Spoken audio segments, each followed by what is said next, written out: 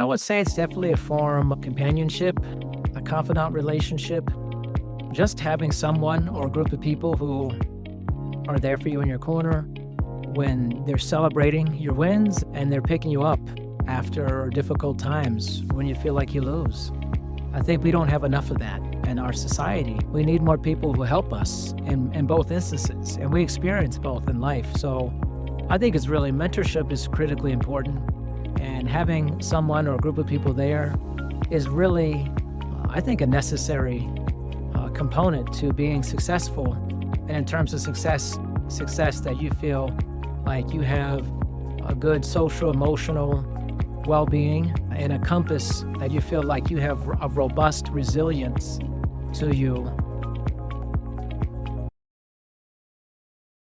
I think it's primarily because it's like anything else. I think we are very territorial.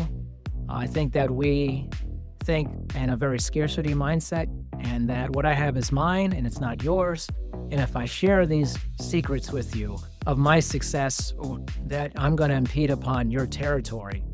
And this has been a problem, I think, for humans in any industry and just our past, is that we think that we're in competition with each other for ideas and to climb the ladder. But in reality is we're much better when we're together, when we share ideas, we get creativity from that.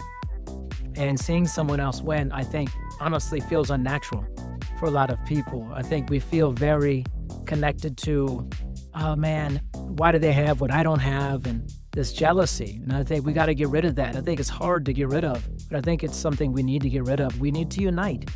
In many ways, uniting is much harder than it is to be divisive. And it feels almost more natural to be divisive. So I think sharing our knowledge, communicating it, and actually genuinely wanting someone to do well is something that is a learned activity. It's something that is unnatural, it feels. So I hope that to be a part of a group that's inspiring people to learn to be excited for people when they're winning, and to pass on our knowledge on a regular basis, and meaningful knowledge, so that the people in the future will see that we did good for them. We cared about them. And in our industry, we need people to see that, the fitness professionals in the future to see that we cared about them.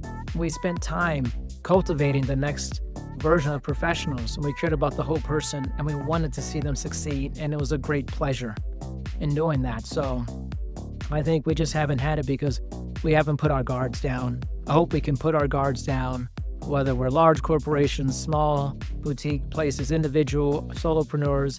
We need to come together, because the industry will continue to be fractured if we do not come together and put aside these petty differences and actually call each other out too when we're not doing right. I think we're afraid to not step on each other's toes either, but we need to be forward thinking. And if we want an industry that's great, mentorship's got to be a part of it. It's a pillar of future success for all people that we know now and the ones we won't know in the future. My favorite mentor story, I would say it was really in the formative years for me, starting out when I was in my master's degree. I had a lot of great mentors, in particular, Dr. Chalice McMillan, who has passed in the last couple of years and was just for 20 years, just an incredible person. And he believed in me. And that was the biggest thing. When I didn't believe in myself, he believed in me. And when I thought to myself, I don't know if I'm smart enough to get a doctorate, he kept pushing me. He told me I was smart, along with a lot of other wonderful people when I was in my master's degree. And they helped me realize that. And my parents have been mentors to me, especially my mother, who, when I was graduating my master's degree, we saw people walking with their doctorate. And my mom said, you could do that. You could definitely do that. And I just didn't have a lot of belief in myself at that time. And without those people, I don't think I would be telling this story right now.